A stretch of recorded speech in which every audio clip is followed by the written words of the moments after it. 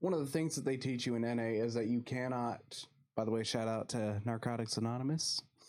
Anyway, you can't save somebody who doesn't want to be saved.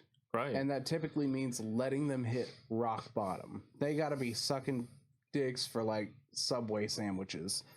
That's typically when the people are the most receptive and willing to admit, I've got a problem.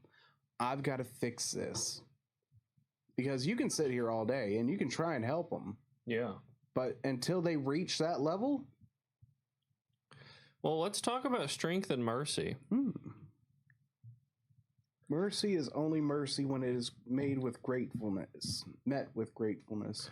True. I think only the very strong, and maybe even the monstrous, have the biggest capacity for mercy, and I'll explain.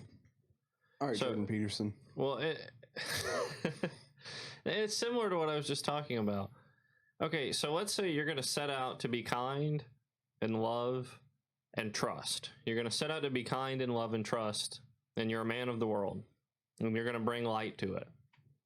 One of the issues with that is the threat of other people. Let's say somebody out there is nefarious, and they're going to take advantage of your love and your trust and your kindness. Well, they can't take advantage of any of those if you act with intelligence. True, but here's where strength comes into play. So let's take another scenario. You're a man with a family. You have to even more safeguard your interactions with other people, because what if they bring harm to your family? And so let's say you're just a typical, well-to-do 9-to-5 worker with a wife and kids. And you notice that there's this guy who's, came on bad luck.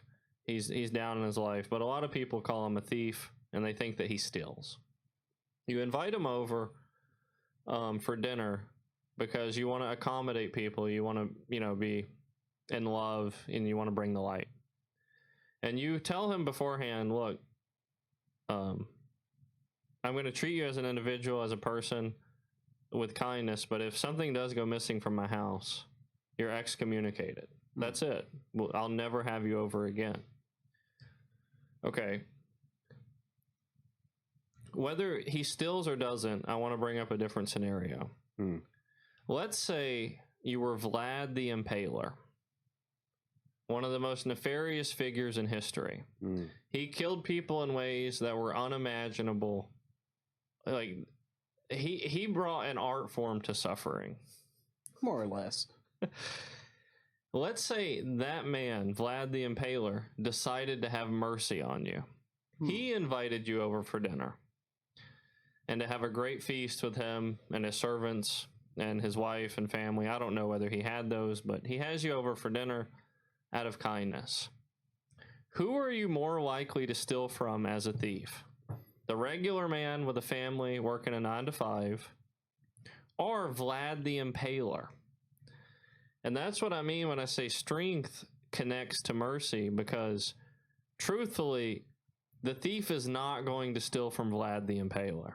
And why? Why won't he? Well, that's because, like, the options between getting my ass beat by a peasant with no teeth or no toothbrush versus getting a stake put up my butthole and then having to shimmy my way down. Yeah, I mean...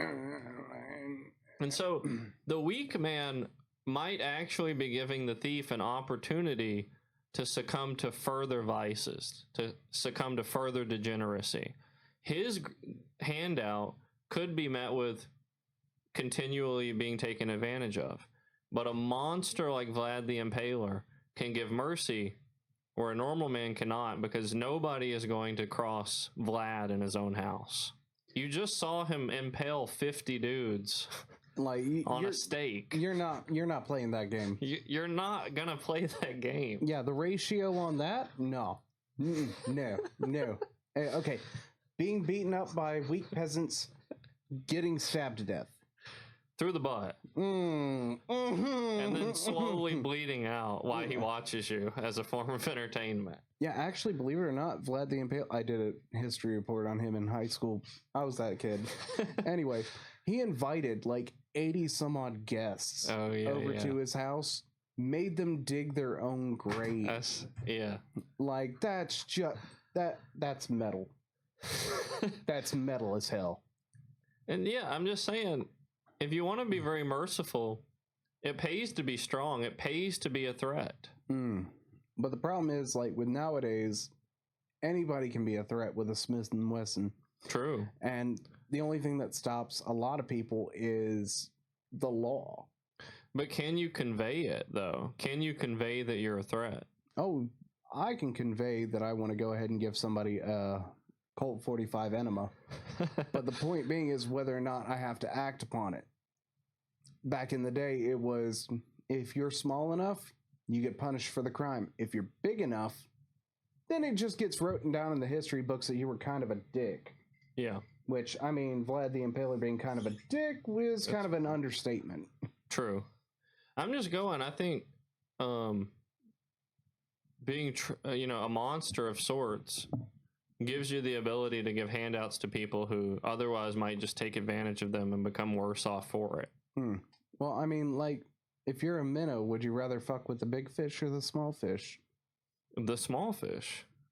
See, that, okay, so like those lampreys that like latch onto sharks, would you rather be one of those, or would you rather be a minnow in like a freshwater pond?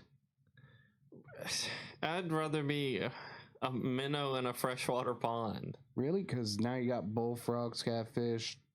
That's just me, though. Yeah, no, I'd rather be that guy that's hanging out with the shark. That's sucking on the big boss. Yeah, like, I would rather be on the big boss. Smoking big juice, smoking big juice, smoking big juice, smoking big juice, smoking big juice. Like, I'd rather be that guy all day. I would rather, if I have to suck dick at life, then I'd rather go ahead and get the CEO. Okay, I'm not getting middle management. Bossing, in the kitchen. Bossing. Like, if you gotta suffer, at least make it worth your while. Fair. For me, I'd rather suffer just for the slim chance I got a chance to be the big boss, the CEO. I'd rather take all the risk. If there's not an opportunity for the ultimate, I'd rather die in the struggle. Well, while you struggling, I'm enjoying that pumpkin spice, I guess. Well, that's the difference, between the two. Yeah. Well, this is the duality, the yin and yang. Yeah. The hedonist and the light bringer. Told you not to bring that up.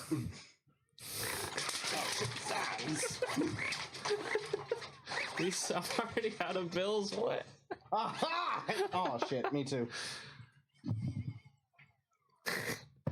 Well, now we're just covered in money. God, we're gonna have to get Jamie in here. Jamie!